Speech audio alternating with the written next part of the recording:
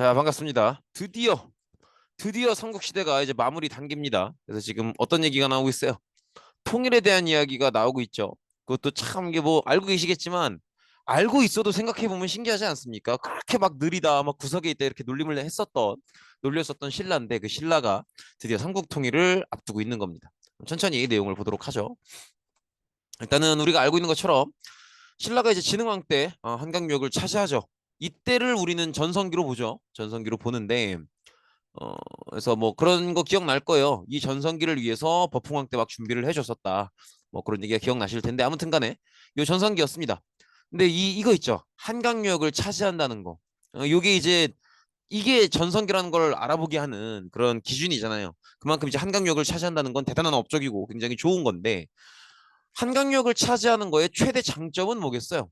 최대 장점은 역시 뭐예요? 중국과의 직접 교류지 뭐. 중국과 직접 교류고요. 근데 제가 예전에 그런 얘기 했었을 거예요. 우리가 얼른 봤을 때 그냥 대충 봤을 때 단점처럼 보이는 것도 그 안에 잘 찾아보면 작게나마 장점이 있을 수 있다. 근데 그거는 사실은 반대로도 적용이 되는 얘기거든요. 얼른 봤을 때 되게 큰 장점처럼 보여도 그게 또 단점이 될 수도 있는 거예요. 예를 들어서 그렇잖아요. 꼭 지각도 어떤 애들이 집 가까운 애들이 지각 많이 하잖아요. 집 가까워 학교랑 집이랑 가깝다는 건 되게 장점 같지만 막상 뚜껑을 까보면 지각은 집 가까운 애들이 제일 많이 하듯이 그냥 그런 거라는 거죠. 그래서 사실은 한강유역을 차지하는 것도 전성기의 기준이 될 만큼 중국과 직접 교류를 할 수 있으니까 굉장히 좋은 거지만 따라오는 단점도 있기는 있다는 거예요. 따라오는 단점이 뭘까요? 쉽게 생각하면 돼요. 한강유역은 고구려백제 신라 모두가 다 원하는 땅이죠. 그죠? 그러면 이 땅을 차지했을 때는 나머지 두 개의 나라가 안 좋게 본다는 거지. 잘 생각해 보시면 신라가 한강유역을 차지했던 과정을 보시면 일단은 기본적으로 고구려가 가지고 있던 땅을 빼앗은 거죠. 그러니까 고구려 입장에서는 자기가 갖고 있던 땅을 빼앗긴 거니까 최종적으로 한강유역을 가져간 신라가 좋게 보일 리가 없고요. 저 한강유역을 되찾고 싶다 이런 생각도 하겠죠. 실제로 고구려는 신라를 상대로 이렇게 막 한강유역을 되찾으려는 시도도 하기도 해요. 그게 이제 그 바보 온달가 아니겠습니까? 온달 장군. 아무튼 고구려도 신라를 한강유역을 신라한테 뺏긴 거기 때문에 좋게 볼 수가 없고요. 백제는 어때요? 백제는 신라에 대해서 극혐할 수밖에 없죠. 그죠? 왜냐면 왜냐면이야. 우리 한강유역 어떻게 뺏어요? 백제의 성왕이랑 신라의 진흥왕이랑 같이 작업해서 같이 빼앗으려고 하죠. 근데 이걸 누가 배신을 때려요? 신라 진흥왕이 백제 성왕을 배신 때리잖아요. 그리고 한강유역을 독차지하죠. 그리고 뭐예요? 성왕은 이 배신을 복수하기 위해서 충북 옥천 관산성을 공격하죠. 그게 관산성 전투 아닙니까? 근데 그때 성왕이 여기서 죽어버리죠. 그러니까 이제 백제 입장에서는 배신당하고 복수하러 갔다가 왕까지 죽어버린 이제 극악한 굉장히 안 좋은 위기 상황에 놓이는 거죠. 그래서 이때부터 아마 기억나실 겁니다. 백제는 상황이 그렇게 죽은 뒤로 어떻게 해서든 신라를 공격하기 위해서 끊임없이 그죠? 조금이라도 힘이 쌓이면 계속 신라를 공격하는 그런 모습을 보인다고. 그래서 이때부터 사실은 백제는 무리하다 싶을 만큼 신라를 끊임없이 공격을 해요. 고구려도 백제만큼은 아니지만 신라에 대해서 압박을 넣고 있는 상황이고. 그러니까 이제 신라는 한반도 전체에서 한강유역을 차지했기 때문에 외교적으로는 한반도 내에서 굉장히 고립된 상황인 거죠. 굉장히 고립되어 있는 상황이고 지금 보시면 저기 보세요. 의자왕이 대야성 전투를 치렀다 그러잖아요. 그러니까 이 의자왕 때 백제가 신라를 이렇게 공격해 들어간 거예요. 그죠? 이런 식으로 공격해 들어간 거라고. 물론 지금 이 지역이 지금의 경남 합천인데 이 전투를 외워달라는 건 아니에요. 외워달라는 건 아닌데 이 느낌을 가져가시면 돼요. 이 의자왕이 얘가 백제 마지막 왕이란 말이에요. 백제의 마지막 왕이라는 건 이때의 백제가 굉장히 언제 망할지 모르는 위기 상황이었다는 거잖아. 본인들이 그렇게 위기 상황임에도 불구하고 그때에도 신라를 공격할 만큼 신라 공격에 대해서 굉장히 집착적으로 신라를 공격하는 그런 모습을 보였다는 거죠. 반대로 얘기하면 백제가 끊임없이 이렇게 집착적으로 신라를 공격해 오는 게 신라한테는 그 자체로 위기인 거예요. 그래서 신라는 이 위기를 벗어나기 위해서 여기저기 도움을 요청합니다. 심지어 어디까지도 도움을 요청하냐면 고구려한테도 도와달라고 해봐요. 고구려한테 저때 도와달라고 했던 배경은 이런 거예요. 저때 고구려가 아직 연개소문이 집권하고 있을 때예요. 연개소문이면 기억나시죠? 그 수나라 무너지고 당나라에서 당태종 올라오고 당태종도 고구려랑은 승부를 봐야 된다라고 생각을 했었고 똑같이 생각했던 연개소문이 집권을 하잖아요. 그 연개소문인데 그러니까 이때 연개소문이라는 건 수나라랑도 싸우고 당나라랑도 싸웠던 그 뒤에 고구려 때의 집권자 연계 소문인 거예요. 그러니까 고구려가 수나라, 당나라랑 연달아 싸우면서 굉장히 지쳐 있었던 시점인 거지.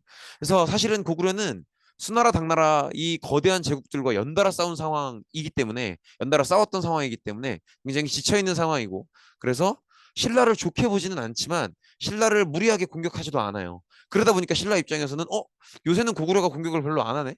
그럼 도와달라고 해볼 만한 건가? 그러고 보낸 거죠. 근데 신라가 이렇게 고구려한테 도와달라고 요청했을 때 고구려가 신라를 좋게 볼까요? 도와줄까요? 안 도와주겠죠. 그래서 거절당합니다. 이때 고구려한테 도와달라고 신라 측에서 보냈던 인물이 그 외교사절단 대표 인물이 이 인물이에요. 김춘추예요. 김춘추. 김춘추고 이 김춘추란 이름에서 힌트를 얻으셔야 되는 게 김씨잖아요. 김씨. 그죠? 이 김씨가 그 김씨라고 우리 옛날에 기억나시죠? 원래 신라는 세 가문이 왕을 돌아가면서 하잖아요. 박씨, 석씨, 김씨. 나중에 뇌물마립감 때 박씨, 석씨 탈락시키고 김씨가 왕위를 독점하죠. 그 김씨라고. 그러니까 얘는 뭐예요? 신부는 뭐겠어? 얘는 골품제 중에서 진골이죠. 진골. 진골. 즉 왕족인 거예요. 그러니까 신라가 지금 이 외교 활동에 얼마나 정성을 들이고 있는지, 얼마나 진심인지를 이 이름을 통해서 눈치를 채셔야 돼요. 그리고 요거는 그냥 지나가는 얘기인데 그 별주부전 아세요? 수군가라고 그 왜 저거 있잖아요. 그 토끼가 거북이 타고 이렇게 바닷속 용왕님한테 가갖고 용왕님이 간 달라 그러니까 저기 뭐야 집에서 놓고 왔다고 그 얘기 아시죠? 그 얘기가 김춘추 때 나오는 얘기예요. 그러니까 무슨 얘기냐면 김춘추가 고구려로 가자마자 거의 가자마자 하옥돼요. 고구려 감옥에 갇힌단 말이야. 그러니까 이제 고구려는 신라에 대한 불쾌감을 그런 식으로 드러내는 거죠. 그래서 감옥에 있는 상태에서 잠깐 들락날락하면서 이제 고구려 측과 협상을 하는데 고구려한테 신라 사정을 설명하면서 도와달라 이런 얘기를 하니까 고구려가 뭐라고 하냐면 도와 도움받고 싶으면 도움받고 싶으면 한강유역을 달라 이런 얘기를 해요. 말도 안 되는 얘기죠. 당연히 말도 안 되는 얘기죠. 그러니까 이제 당연히 거절당하죠. 그리고 심지어 이제 거절당하고 나서 하옥돼 있는데 그때 이제 그 감옥의 간수가 그런 얘기를 했다고 해요. 내가 그런 얘기를 들었다. 난 잘 모르지만 내가 이제 그런 얘기를 들었다. 뭐 그러면서 해준 얘기가 뭐 토끼가 바닷속 용왕한테 끌려갔는데 용왕이 간을 달라고 하니까 토끼가 집에 놓고 왔다. 뭐 이러면서 집에 보내주면 갖고 오겠다. 뭐 이런 얘기를 했다고 하죠. 그게 이제 그 얘기예요. 이제 김춘추가 그 한강유역은 내가 결정할 수 없는 얘기다. 가서 한번 얘기해 보겠다. 그런 식으로 풀려났다는 얘기를 하는 거예요. 근데 뭐 이제 고구려도 뭐 사실은 뭐 그 얘기에 속아 넘어가서 풀어줬다 이런 거보다는 그러니까 감옥에 가둔 것 자체가 협박이겠죠. 이제 불쾌감을 티를 낸 거고 실제로 죽일 생각까지 있지는 않았겠죠. 아무튼 간에 어쨌든 간에 고구려는 신라의 도움 요청을 거절합니다. 그러니까 신라는 이제 남아있는 도움을 청할 수 있는 상대가 당밖에 없죠. 여기서 이 대목에서 얼른 일본을 떠올리실 수도 있어요. 근데 일본은 뭐 일단 바다 건너 나라이기도 하지만 그게 중요한 게 아니고요. 일본은 누구랑 친한 나라예요? 전통적으로 백제랑 친하죠. 근데 백제가 지금 신라한테 배신당하고 신라를 극혐하는 상황이잖아요. 그러니까 백제가 신라를 극혐하는데 백제랑 오랜 친구인 일본이 신라랑 같이 신라를 돕는 것도 말이 안 되죠. 그래서 아무튼 일본은 대상이 안 되고요. 그래서 신라는 당나라에게 도움을 요청하게 됩니다. 근데 당나라한테 처음 이제 이때도 김춘추가 가요. 가서 이제 나라의 사정을 설명하면서 우리 신라가 이러이러한 상황이니까 좀 도와주십시오 이렇게 얘기를 하는데 그때 이제 당나라가 어떤 반응을 보이냐면 이때 그 반응이 참 좀 그래요. 사실은 저도 이 부분을 수업하면서 혹시라도 오해를 살까 봐 되게 좀 걱정이 되긴 하는데 이때 당나라가 뭐라고 하냐면 너희들이 지금 너희 신라가 이렇게 위기에 빠져 있는 건 너희를 다스리고 있는 왕이 여자이기 때문이다 이런 얘기를 해요. 이때가 선덕여왕 때거든. 그래서 여자이기 때문이다 이런 얘기를 하면서 우리가 적당한 사람을 보내줄 테니까 그 사람을 왕으로 삼아라 이런 얘기를 해요. 굉장히 모욕적인 얘기죠. 굉장히 모욕적인 얘기고 어쨌든 도와달라는 걸 이런 식으로 거절한 거잖아요. 근데 이때 왕이었던 선덕여왕이 그렇게 무능한 양반이 아니에요. 굉장히 유능한 양반이란 말이야. 그러니까 이제 선덕여왕은 사실은 이 소식을 들으면서 기분이 더러웠겠죠. 자존심이 엄청 상했을 거예요. 근데 이제 뭐라고 생각하냐면 지금 내가 내 감정대로 움직였다가 선덕여왕은 이런 게 큰 장점이었어요. 굉장히 본인이 기분 나쁠 수 있는 상황이 많이 온단 말이에요. 왜냐면 이건 거의 1400년 전이잖아요. 이제 여왕이 없어요. 다른 주변 나라들에 여왕이 없는데 이제 본인만 거의 여왕인데 주변 국가들 중에서 본인만 여왕이기 때문에 이제 조금 어, 또 편견에 시달리기도 하고 굉장히 오해를 많이 낳기도 하고 불쾌할 수 있는 상황에 많이 시달리지만 굉장히 감정에 흔들리지 않고 상황을 되게 어떤 객관적으로 파악해서 대응하려고 하는 그런 모습들을 많이 보여줘요. 많이 보여주는데 이때도 마찬가지였어. 당나라가 본인이 여왕으로서 듣기에 굉장히 모욕적인 발언을 했지만 여기에서 그거 듣고 기분 나쁘다고 거기에 감정적으로 반응했다가는 굉장히 신라가 지금 오갈 데가 없어질 수 있다. 신라가 위기에 빠질 수 있다. 신라는 지금 백제한테 무리할 정도로 공격을 받고 있기 때문에 반드시 당나라한테 도움을 얻어내야 되는 상황이에요. 그래서 내 감정은 좀 추스르고 한 번 더 당나라의 도움을 반드시 얻어낼 수 있게끔 다시 철저하게 계획을 짜서 다시 김춘추를 보내보자라고 생각을 하게 됩니다. 그래서 김춘추가 그 다음 진덕여왕 때 한 번 더 가게 됩니다. 그리고 선덕여왕은 좀 불행하게도 이것도 그냥 지나가는 얘기인데 반란을 맞이하게 돼요. 비담, 염종 이 두 사람의 반란을 맞이하게 되면서 물론 이거를 이제 김춘추와 그 친구였던 김유신이 막아주긴 하는데 아무튼 선덕여왕도 조금 비참한 말로를 맞이하게 되긴 하죠. 아무튼 그렇고요. 어쨌든 김춘추는 당나라한테 처음에 갔을 땐 거절당했지만 잘 준비해서 한 번 더 가게 됩니다. 그럼 이제 우리가 봐야 될 건 그 잘 준비한다는 게 어떤 식으로 준비하는 건가를 얘기하는 건데 요거는 한번 기억해 주시면 좋을 것 같은 게 역사 수업을 떠나서 요건 이제 인생에 있어서 지혜예요. 잘 봐봐. 내가 남한테 무언가를 같이 하자고 제안할 때는 혹은 뭔가를 해달라고 제안할 때는 상대방이 내 부탁을 들어주면 나한테 득이 되니까 부탁을 하는 거잖아요. 그러면 이 제안을 성사시키려고 하면 사실은 두 가지 조건이 필요해요. 어떤 제안을 성사시키려면 두 가지 조건이 물론 아무런 조건 없이 부탁할 수도 있겠죠. 그래서 그 상대가 착하면 혹은 상대가 나를 이해해주면 그 부탁을 들어줄 수도 있겠지만 이건 지금 국가 대 국가잖아요. 무조건 내가 땡깡 부릴 수 없는 상황이란 말이야. 그러니까는 이걸 이해하셔야 돼요. 상대방이 내가 하는 제안을 함께 하도록 설득하려면 두 가지 조건이 필요한데 첫 번째로는 뭐냐면 상대가 이 제안을 수긍함으로써 동의함으로써 상대가 얻을 수 있는 이익을 잘 설명을 해야 됩니다. 상대의 이익을 네가 가져갈 수 있는 건 이런 거야 라고 상대의 이익을 잘 설명해야 되고요. 두 번째로는 이런 거예요. 지금 제안하는 내용이 어떻게 성공할 수 있는지 전략을 설명해야 돼요. 전략. 그래서 상대는 what 무엇을 가져갈 수 있는가? take what 그죠? 그다음에 전략으로서 어떻게 해서 이 일을 성공으로 마무리할 것인가? 이게 설명이 돼야 돼. 그래서 이 부분을 꼼꼼하게 준비해서 다시 가는 거죠. 그래서 김춘추가 두 번째로 다시 당에 도착합니다. 다시 당에 도착하는데 일단 오랜만에 온 거니까 인사부터 해야죠. 아, 형님들 잘 계셨습니까? 드디어 저 춘추가 왔습니다. 아, 너무 그렇게 지겨워하지 마시고 말씀만 들어주세요. 좋은 말씀 전하러 왔습니다. 이러면서 무슨 얘기를 하냐면 좋은 말씀 전하러 왔다고 해놓고서는 옛날 얘기를 합니다. 형님들 다 압니다. 형님들 마음을 다 알아요. 천하의 중심이라고 말하고 싶은데 고구려가 말을 안 듣죠. 자존심이 많이 상하시죠.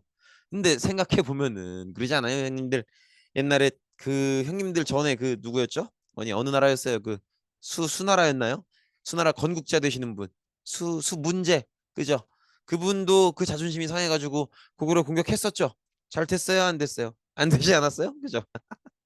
아니 그리고 저기 뭐야?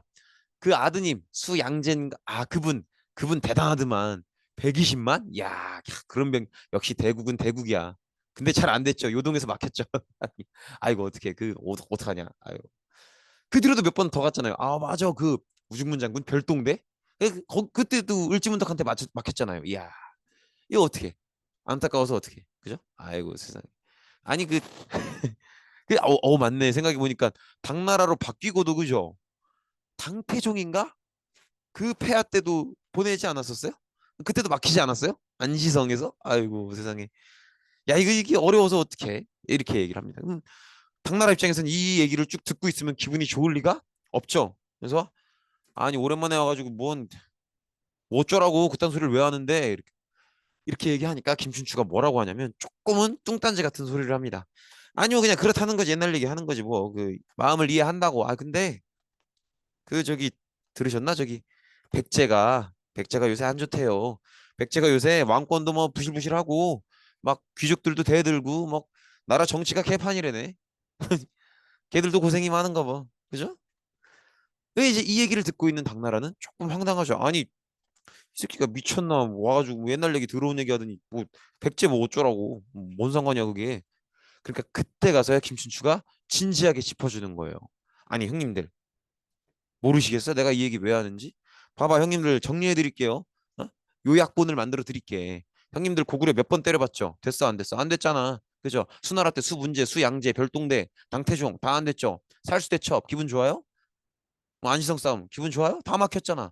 근데 내가 말씀드리잖아요. 백제가 지금 병신이라고. 이해되시겠어요? 뭔 말인지 모르시겠어요? 그때 가서야 당나라가 잠깐만 고구려 백제 그 얘긴가? 깨닫는 거예요. 뭔 얘긴지 아시겠죠? 물론 당나라가 자존심이 상해 있는 건 고구려지.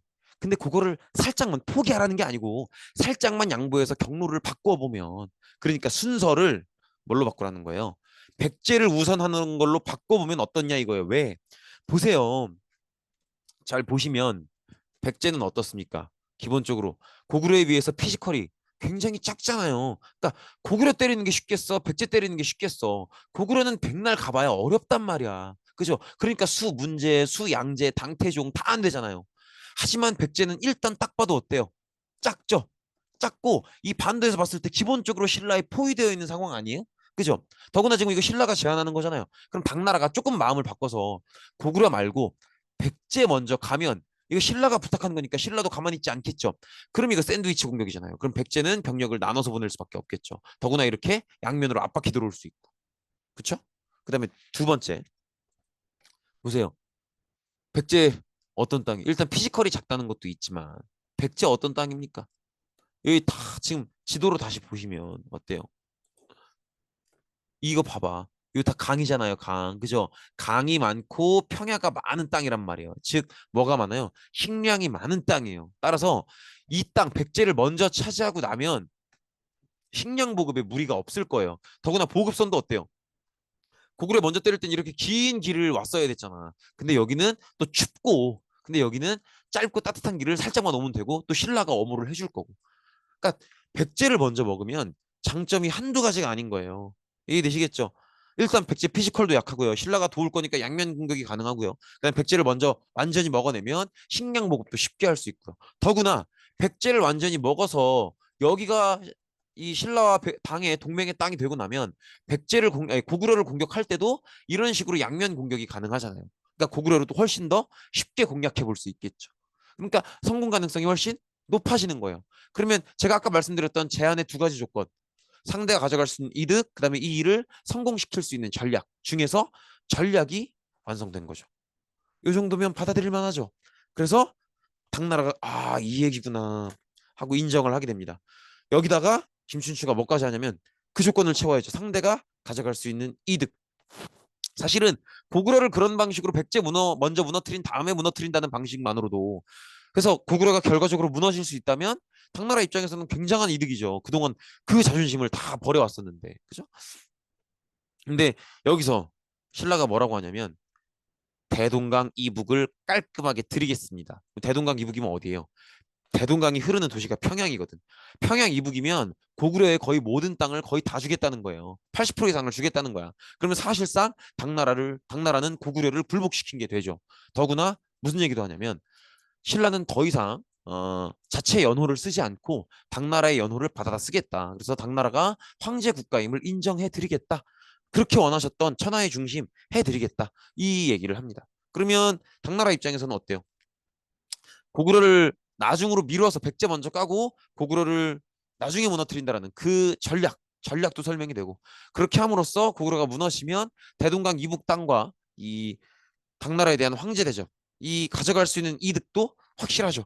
그러면 이거를 거절할 이유가 없게 되는 거죠. 그래서 당나라가 이 김춘추의 전략을 인정하고 결국 동맹이 성사되게 됩니다.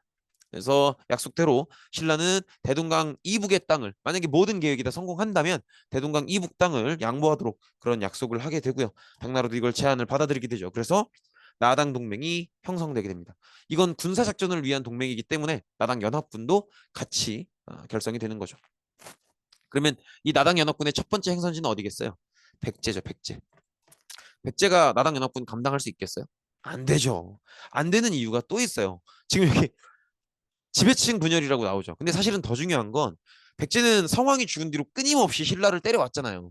그러면 신라를 계속 때린다는 건 신라도 괴롭겠지만 때리는 본인도 힘들어. 그러니까 백제는 끊임없이 신라에 대해서 군사작전을 해왔던 입장이기 때문에 굉장히 괴롭고 많이 체력이 약해져 있는 상황이에요. 더구나 이거는 그냥 지나가는 얘기인데 예식진이라는 인물이 있어요. 그 백제 되게 고위 귀족인데 그 인물이 막 백제를 배신하고 넘어가고 막 그런단 말이에요. 그러니까 이제 사실은 백제는 굉장한 위기 상황에 이미 놓여 있어요. 굉장히 체력적으로 지쳐 있고 정권도 굉장히 분열되어 있고 이런 상황이에요. 그 상황에서 나당 연합군이 공격을 하니 신라와 당이 힘을 합쳐서 공격을 하니 백제가 감당할 수는 없겠죠. 그래서 이 백제가 자국을 지키기 위해서 조국을 지키기 위해서 마지막으로 했던 전투가 저 황산벌 전투입니다. 지금 육군훈련소 있는 곳이죠. 충남 논산에 있는 황산벌에서 백제의 계백 장군이 신라 김유신 장군을 상대로 맞아 싸우게 됩니다. 요거 이기기 힘들겠죠. 사실은 병력 규모에서부터가 차이가 말이 안 되는 게 김유신이 이끌고 있는 병력이 거의 뭐 10만에 육박한다 이런 얘기도 있고요. 굉장히 많은 병력을 데리고 왔었고 계백은 그런 표현 들어보신 적이 있을 거예요. 5천 결사대라고 5천 명 내외였던 걸로 보여요. 그러니까 이제 최소한 김유신이 10배 이상의 병력을 가지고 있는 거죠. 어, 그러니까 이 싸움은 사실 이런 상황을 중과부적 이렇게 표현을 해요. 상대의 규모가 너무 크기 때문에 내 싸움 실력과 관계없이 상대하기 어려운 적 이런 것들을 중과부적이라고 하는데 좀 뭐 계백 고구려 뭐야 백제의 계백 장군은 신라의 김유신 장군을 상대할 수 있는 그런 상황이 아니에요. 이건 무조건 치는 거야. 그래서 그런 얘기도 있죠. 계백 장군이 저 황산벌 전투에 나서기 전날 밤에 자기 아내와 아이들을 죽이고 갔다고 하죠. 왜냐면 나는 목숨을 걸고 죽기로 작정하고 끝까지 백제를 지키기 위해서 저항하는 장소이기 때문에 신라나 당 입장에서는 내가 제일 이제 꼴보기 싫은 사람일 거고 따라서 내가 죽은 뒤에라도 아마 신라나 당은 내 가족들을 모욕할 가능성이 높다. 그러니 차라리 내가 죽이는 게 낫다. 이렇게 해서 가족들을 죽였다고 하죠. 뭐 그게 이제 윤리적으로 옳았느냐 틀렸느냐는 뭐 나중에 또 생각해 볼 문제지만 아무튼 계백 입장에서는 이거는 이길 수 없는. 근데 그래도 굉장히 맹렬하게 싸웠다고 해요. 맹렬하게 싸웠다고는 하지만 어쩔 수 없는 거죠. 어쩔 수 없는 건. 이거를 제가 교실 수업 때 한 막 10만 이렇게 얘기했던 모양인데 10만까지는 안 됐던 것 같고요. 한 5만 내외였던 것 같습니다. 그래도 10배죠. 그래도.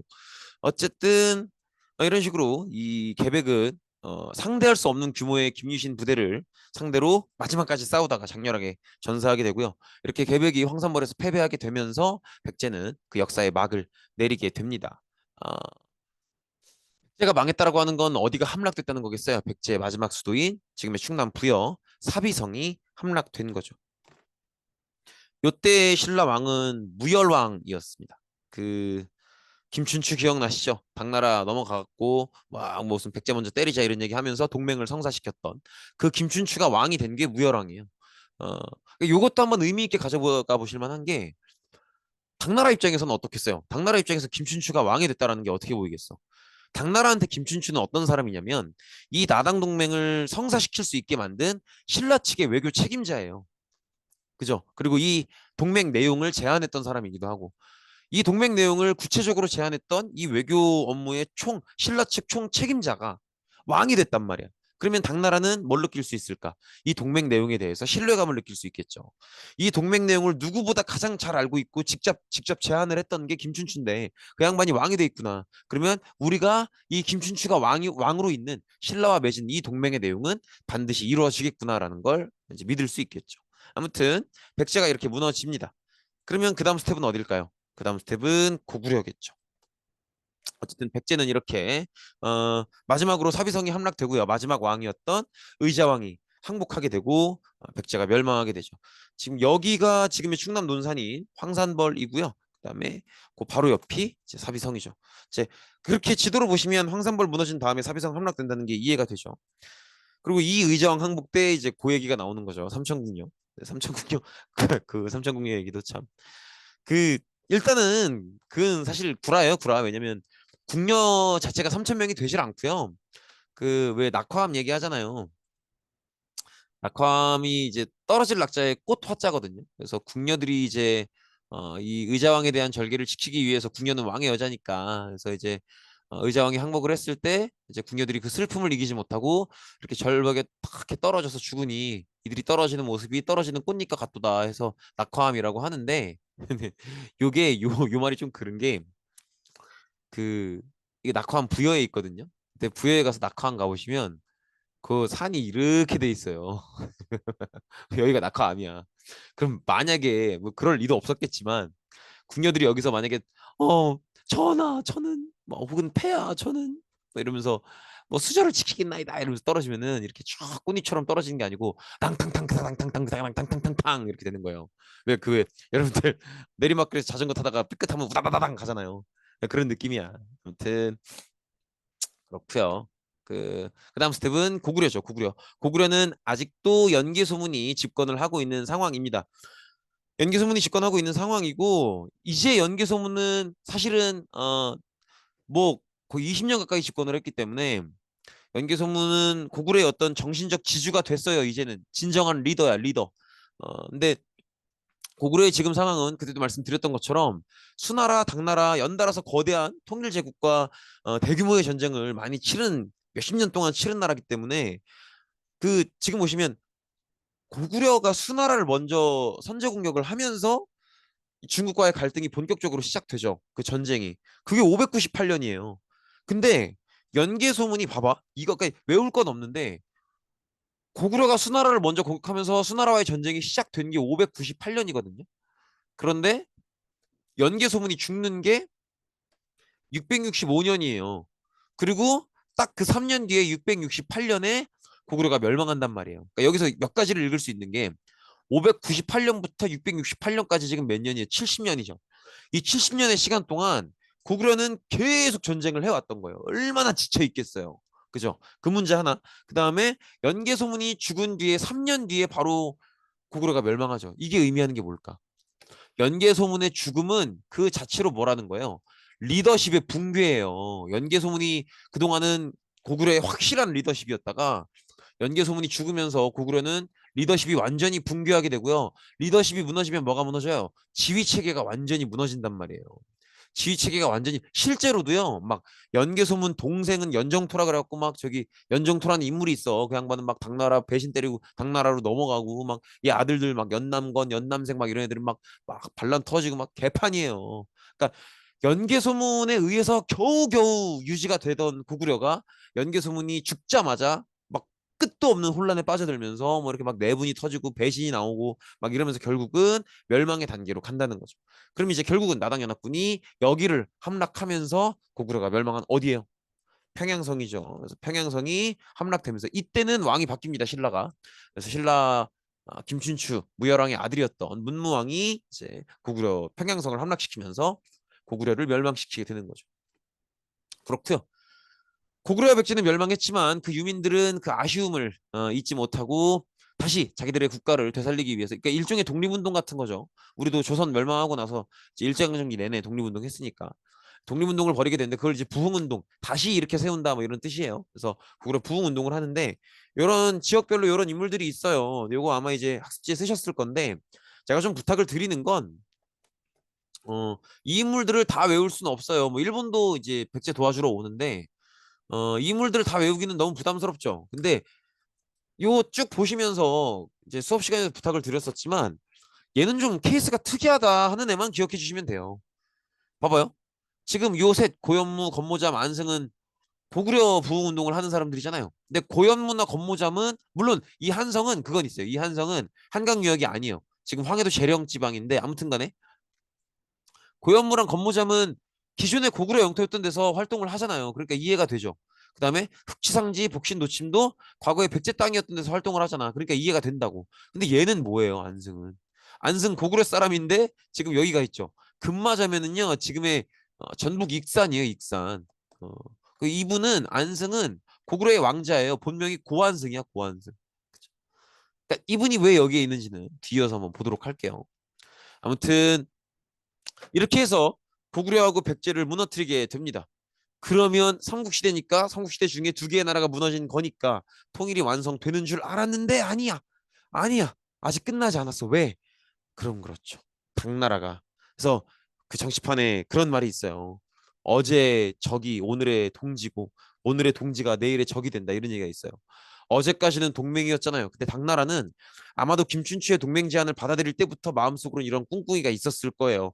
이 기회에 이 기회에 한반도를 다 먹어버려야겠다. 왜냐면 사실 당나라한테는 고구려 말고 나머지 백제나 신라는 별거 아닌 걸로 보이거든. 그러니까 고구려가 무너졌으면 신라는 진짜 아무것도 아닌 걸로 보이니까 이번 기회가 한반도를 완전히 차지할 수 있는 기회로 보였던 것 같아요. 그래서 당나라가 어떻게 하냐면 이런 식으로 해요. 백제 지역의 웅진이면 어딘지 아시겠죠? 백제의 두 번째 수도 충남 공주를 얘기하는 거죠. 그 다음에 신라의 경주 지역, 신라 수도 지역에 계림도독부를 설치합니다. 그 다음에 고구려 지역에 이 도독부들을 관리하는 한급 높은 관청인 안동도호부를 설치합니다. 안동도부는 그러니까 당시에 당나라는 전성기였고요.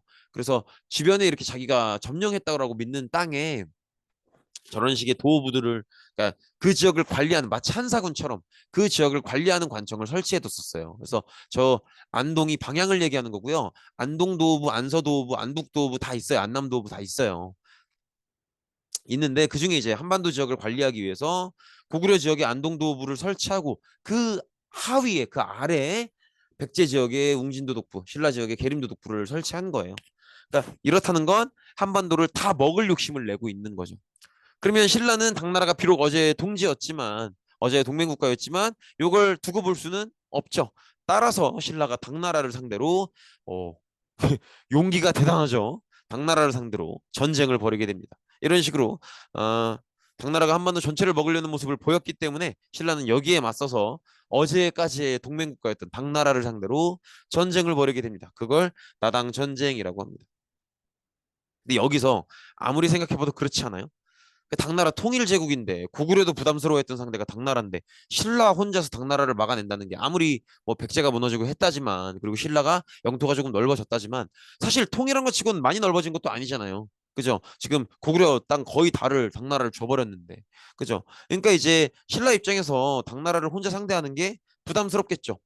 그럼 도움을 요청해야 되는데 도움 요청할 데가 어디밖에 없어요. 없어요. 진짜 없어요 이제는. 왜냐면 고구려 백제가 무너져 버렸잖아요. 그래서 디에 도움을 요청하냐면 고구려 백제에 도움을 요청합니다. 그러니까 뭔 얘기인지 아시겠죠?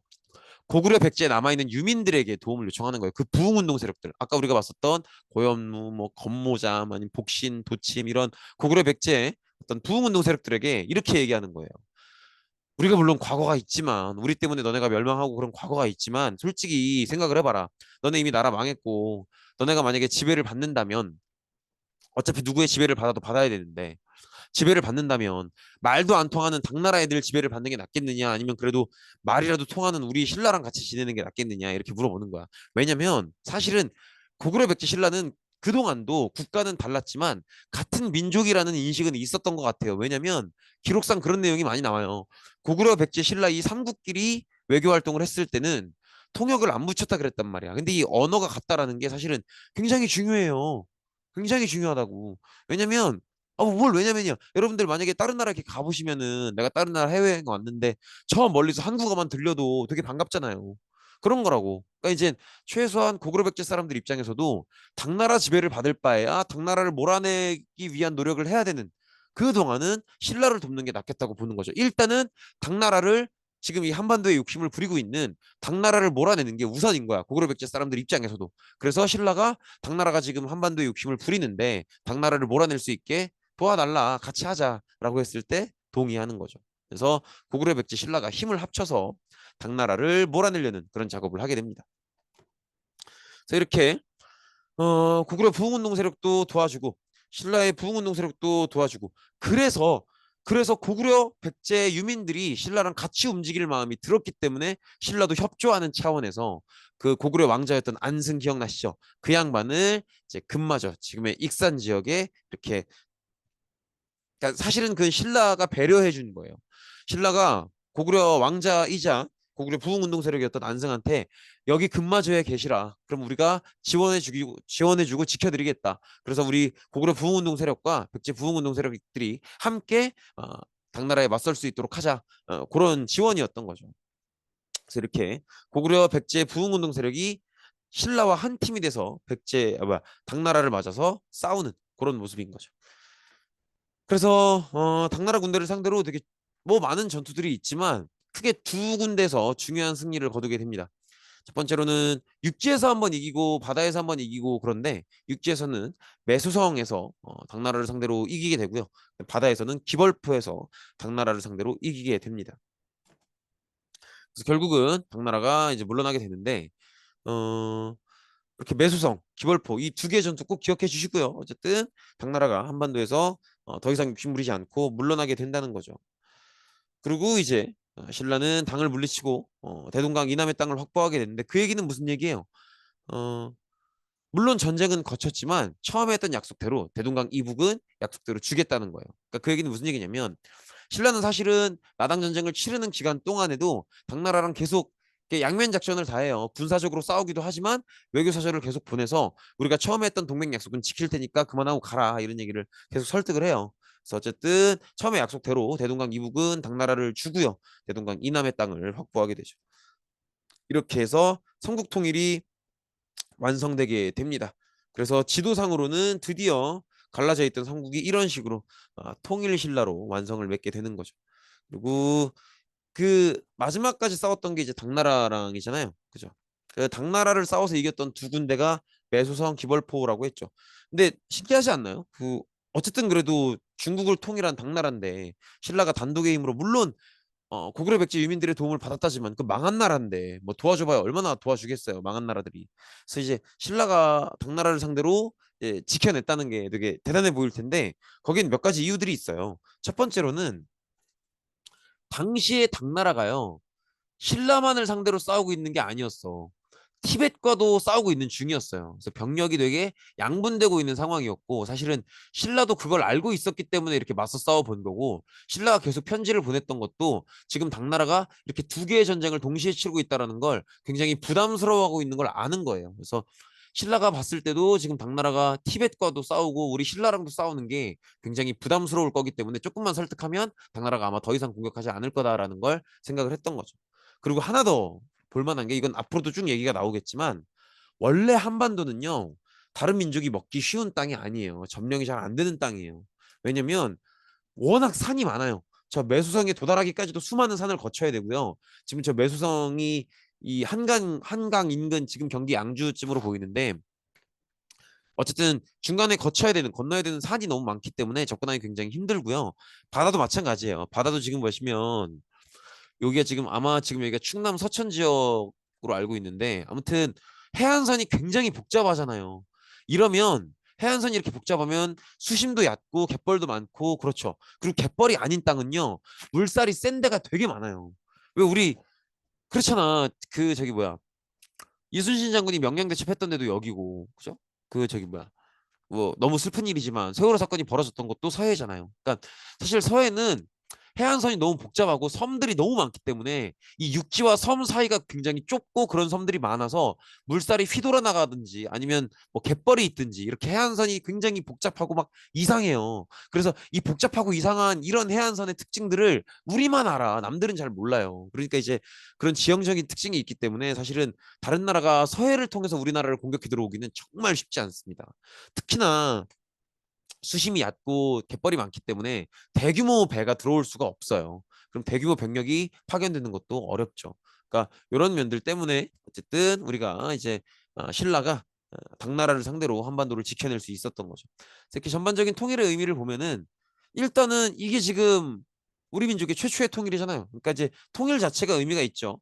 그리고 또 막판에는 당나라를 상대로 고구려, 백제, 유민, 신라까지 우리 민족의 거의 모든 사람들이 모든 세력들이 다 당나라를 상대로 서로 도와가면서 싸웠기 때문에 그것도 이제 민족 의식이라고 볼 수 있겠죠. 그래서 민족 의식이 많이 성장했다라는 것도 굉장히 중요하고요. 그다음에 어쨌든 마지막에는 고구려, 백제, 유민과 함께 당나라를 직접 몰아냈기 때문에 그런 자주적 성격이 있다라는 거. 그래서 이 두 가지 정도를 받으시면 될 것 같아요. 민족의식, 최초의 통일이자 또 마지막에는 서로 힘을 합쳐서 당을 몰아냈기 때문에 그런 민족의식, 그다음에 당을 몰아낸 자주적 성격 이런 것들을 이 통일의 의미로 볼 수 있겠고요. 그다음에 한계점은 뭐가 있을까요? 한계점은 그쵸. 일단 기본적으로 우리 민족의 분열이면 우리 민족의 힘으로 통일을 해야 되는데 그게 안 되고 당에 의존했죠. 그렇기 때문에 당이 원하는 걸 줬어야만 됐죠. 그래서 영토가 그 드넓었던 고구려 영토를 다 포기하고 대동강 이남으로 한정 지어졌던 점. 그게 이제 한계점으로 남는 거죠. 그 정도로 볼 수 있겠죠. 네, 이번 시간은 여기까지입니다. 고생 많으셨습니다.